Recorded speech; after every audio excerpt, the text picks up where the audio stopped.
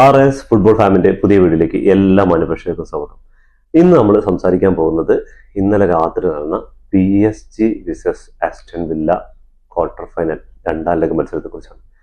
മത്സരം എല്ലാവരും PSG സെമിയിലെത്തി എന്നുള്ള ഒരു നിലപാടിലായിരുന്നു കളിച്ചത്.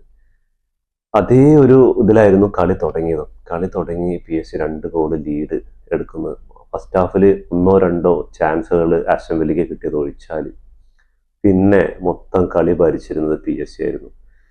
PSG അപ്പോൾ ഫൈനലിൽ എത്തി എന്ന് പറഞ്ഞിട്ട് കുറെ പേരൊക്കെ ബാഴ്സയുടെ കളി കാണാനും അല്ലെങ്കിൽ വേറെ കളി കാണാമെന്നുള്ള റിലാക്സ് ഇരുന്നത്. പക്ഷെ സെക്കൻഡ് ഹാഫിൽ ഈ കോച്ച് ഈ ചങ്ങായി എന്താണ് ഈ ആസ്റ്റൺ വില്ലയുടെ പ്ലേയേഴ്സിന് കൊടുക്കുന്നറിയില്ല. സെക്കൻഡ് ഹാഫിൽ കളി തീയായിരുന്നു. അതിന് എന്താ പറയാ, അറ്റാക്കിങ്ങിൽ വന്ന ഒരു ഫുൾ എല്ലാ പ്ലേയേഴ്സും ഒരേ സ്പീഡിൽ ഫസ്റ്റ് ഹാഫിൽ ഡൗൺ ആയി കഴിഞ്ഞാൽ എല്ലാ പ്ലേയേഴ്സും സെക്കൻഡ് ഹാഫിൽ നന്നായിട്ട് കളിക്കുക.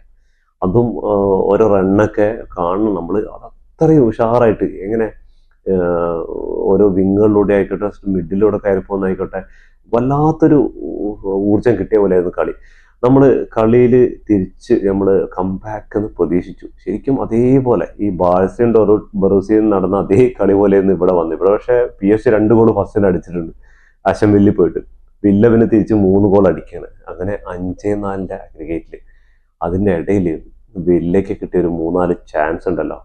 ശരിക്കും വില്ല ഫാൻസ് ഇന്ന് തലയുയർത്തി തന്നെയാണ് ആ സ്റ്റേഡിയത്തിൽ നിന്ന് മടങ്ങിയിട്ടുള്ളത്. എന്താ കാരണം എന്ന് പറഞ്ഞാൽ PSG പോലെ ഒരു ടീമിനെ വെള്ളം കുടിപ്പിച്ചിട്ടുണ്ട് സെക്കൻഡ് ഹാഫിൽ. അതിൽ PSG ഗോൾ കീപ്പർ ഇല്ലായിരുന്നെങ്കിൽ, ഗോൾ കീപ്പർ അത്തരം ഒരു സേവ് ചെയ്തില്ലായിരുന്നെങ്കിൽ ഒരു 4 സേവ് കിട്ടില്ല. റാഷ്ഫോർഡിന്റെ 2 സേവ്, ഒന്ന് നല്ലൊരു ക്രോസ് ആയിരുന്നു, ആ ഒരു ബോൾ ഡയറക്റ്റ് ഷൂട്ട് വന്നു, അത് നല്ല സേവ് ആയിരുന്നു. അതേപോലെ ചിപ്പ് ഒരു ഗോൾ ചെയ്തിട്ടുണ്ടായിരുന്നു പെനാൽറ്റി ബോക്സിൽ വെച്ചിട്ട്, അതും സേവ് ചെയ്തു. പിന്നെ 74-ാം മിനിറ്റിൽ എങ്ങനെ ഒരു ക്രോസിൽ ഫ്രീ കിക്ക് കിട്ടിയ ക്രോസ് ചെങ്ങായി ആ ഹെഡ് ചെയ്ത് ഞാനൊക്കെ ഉള്ളിൽ പോയി തന്നെ ഉറപ്പിച്ചതാ, തലയിൽ തട്ടി അടിച്ചിട്ടാണ് പോയത്. അങ്ങനെ ഒരു 4-5 ചാൻസുകൾ ഇന്ന് അവർക്ക് മുതലാക്കാൻ കഴിയും. അല്ലെങ്കിൽ ഏതെങ്കിലും ഒന്ന് മുതലാക്കാൻ കഴിഞ്ഞിരുന്നെങ്കിൽ, 1-2 മുതലാക്കാൻ കഴിഞ്ഞിരുന്നെങ്കിൽ ഇന്ന് കളി വേറെ ലെവലായിരുന്നു.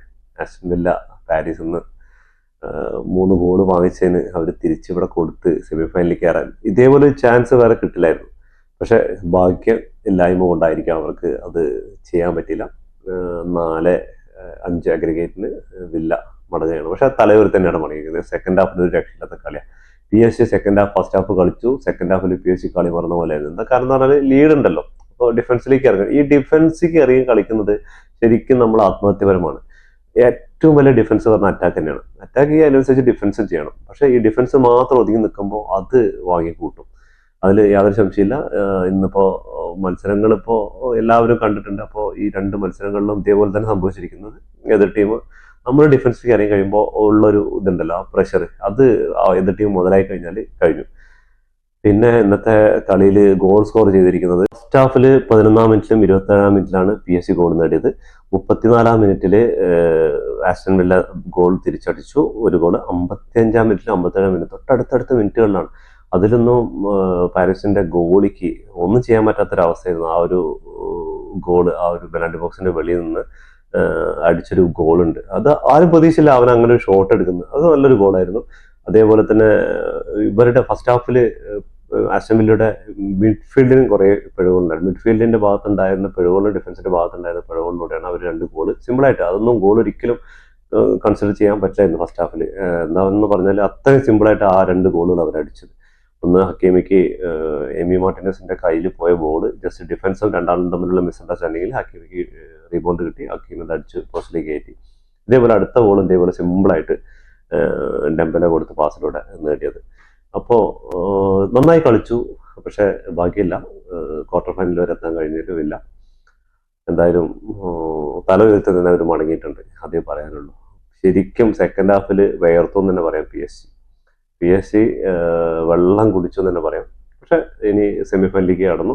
ഇനി സെമി ഫൈനലിൽ നാളെ നടക്കുന്ന 2 ടീമുകൾ, റയൽ മാഡ്രിഡ് വിസസ് ആർസണൽ, അതിൽ വിജയമായിരിക്കും പാരീസ് നേരിടുക. അതേപോലെ ഇന്റർ വിസസ് ബയൺ മ്യൂണിക്, അതിലെ വിജയമായിരിക്കും ബാഴ്സലോണ നേരിടുക. അപ്പോൾ എന്തായാലും ഇനി നാളത്തെ കളിയിൽ നമുക്ക് വീഡിയോയിലൂടെ കാണാം. ഫുട്ബോൾ ലോകത്തെ പുതിയ വീഡിയോയുമായി വീണ്ടും കാണും വരെ ടാറ്റാ ബൈ ബൈ. ഈ വീഡിയോ ഇഷ്ടപ്പെട്ടാൽ ലൈക്ക് ചെയ്യുക, ഷെയർ ചെയ്യുക, സബ്സ്ക്രൈബ് ചെയ്യുക. സബ്സ്ക്രൈബ് ബട്ടൻ്റെ അടുത്തുള്ള ബെല്ലൈക്കൺ ജസ്റ്റ് ഒന്ന് ക്ലിക്ക് ചെയ്ത് വയ്ക്കുക. നമ്മളുടെ പുതിയ വീഡിയോകൾ നോട്ടിഫിക്കേഷൻ നിങ്ങൾക്ക് എത്തിച്ചേരുന്നതായിരിക്കും. Thank you.